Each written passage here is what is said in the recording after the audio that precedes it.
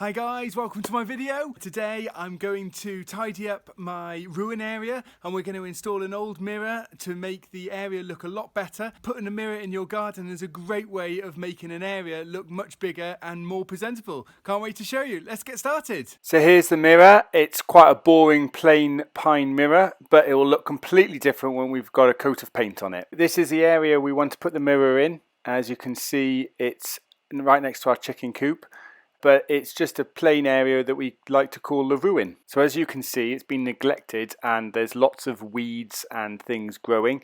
So hopefully we're going to clear all of this. There are some hens and chicks there that my mother-in-law put when we first moved in, so we're going to keep them because it's a nice little area. So we've got a wheelbarrow full of weeds, but the whole ruin area now looks a lot better that we've removed the weeds and swept it out.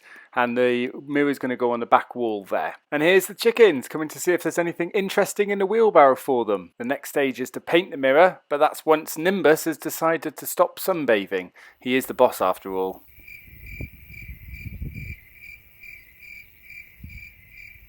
So in order to put the mirror up on the wall, I'm going to drill 2 holes and I'm just going to have normal wall plugs and screws, but I'm just going to drill holes into the stones.